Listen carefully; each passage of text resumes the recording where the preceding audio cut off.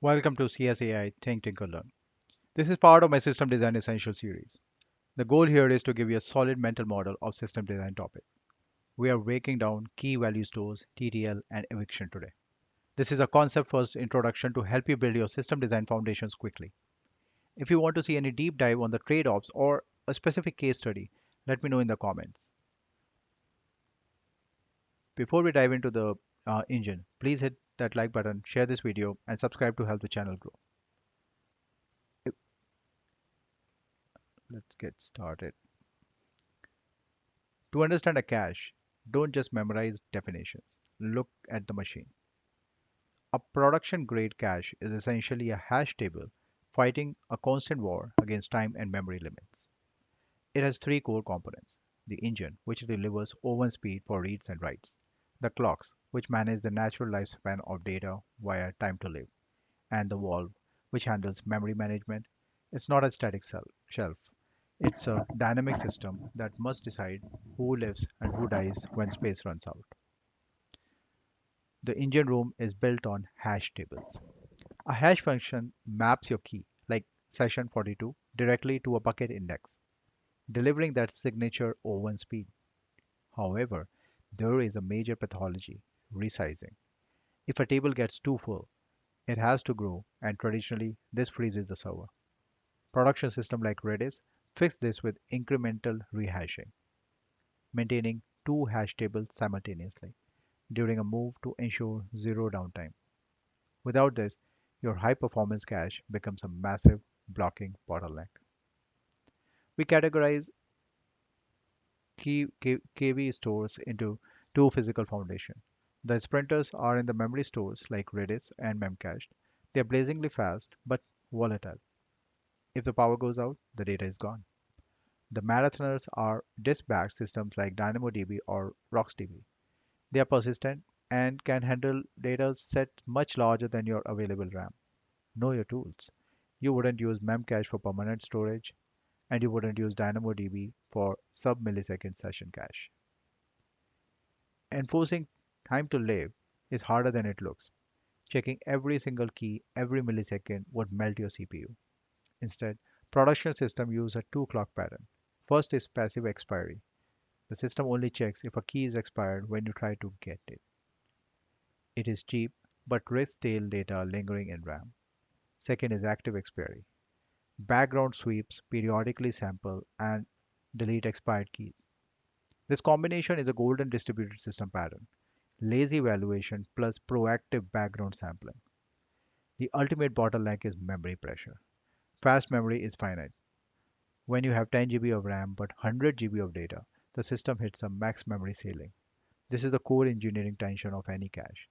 Your answer to the question, who stays and who goes, dictates your system survival under load. This transition from a simple data store to an eviction engine is where the real system design happens. Let's look at the danger zone of baseline eviction policies. No eviction simply refuses new rights when full. Great for strict job queues where data loss is forbidden, but catastrophic for a cache. Then there is a FIFO. It's simple but usage blind. It might evict your most popular frequently accessed item, but because it has the first one loaded, it's a 1990 web proxy relic that rarely makes sense in modern high concurrency apps. LRU, or least recently used, is the industry standard for temporal locality. If it hasn't been accessed lately, it probably won't be soon. However, there is an engineering hack here.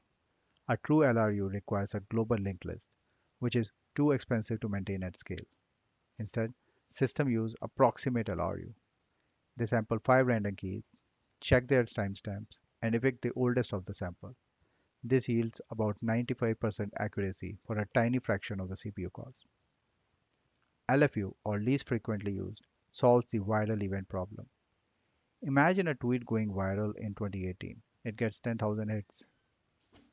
With standard LFU, that tweet could squat in your RAM forever because the counter is so high. Modern LFU uses a decay model or logarithmic decay. Popularity must rot if it isn't sustained. If an item isn't accessed, its frequency count is actively decreased over time. allowing new trends to enter the cache. Volatile TTL is a policy that honors application intent. Instead of looking at usage frequency, the system evicts the key that is closest to its expiration date anyways. This is beautiful system design. You tell the cache what matters by setting the TTL. For example, shorter TTLs for low priority data. And the cache uses that exact intent to clear space when memory gets tight. It treats the application's business logic as the primary signal for memory management. Use this eviction diagnostic metrics for next architecture review. If you are caching sessions and configs, use volatile LRU to protect configs while rotating sessions. For a pure CDN, all keys LRU treats everything equally. For high velocity leaderboards, all keys LFE protects the hottest trends. For rate limiters, volatile TTL ensures short-lived counters go first. Picking the wrong policy here can lead to phantom performance bugs that take months to track down. If you're asked to build a TTL-aware cache in an interview, don't just use a dictionary and a loop. Use the hash map plus min heap pattern. The hash map gives you O1 lookups and for the data. The min heap, sorted by expiration timestamp, gives you O1 access to the next item that needs to be evicted. Maintaining the heap cost O log n per operation, which is the standard target for high-performance data structures. The root node is always your next victim. In a staff-level system design interview, you must address the 5 pillars of KV design. Number 1. API, get, put, delete. Number 2. The storage layer, RAM versus disk. Number 3. The eviction policy, map to the workload. Number 4. Partitioning, consistent hashing to handle cluster changes. And number 5. Consistency, are stale reads allowed? Don't wait to be asked about this. Hit all 5 pillars proactively to show you understand the full architecture skeleton. Finally, let's talk about the production reality, the hotkey problem.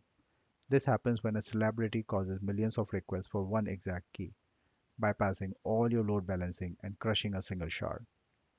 Solution 1 is local caching. App server cache that one key in their own memory with 1 second TTL.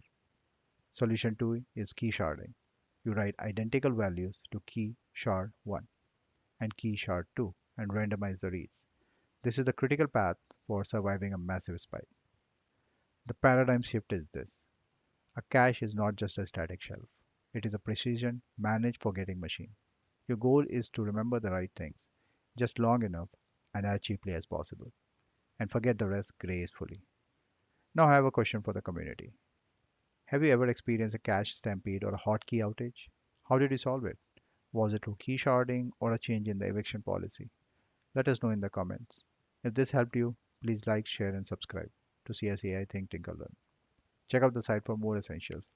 Thanks for watching. Until next time.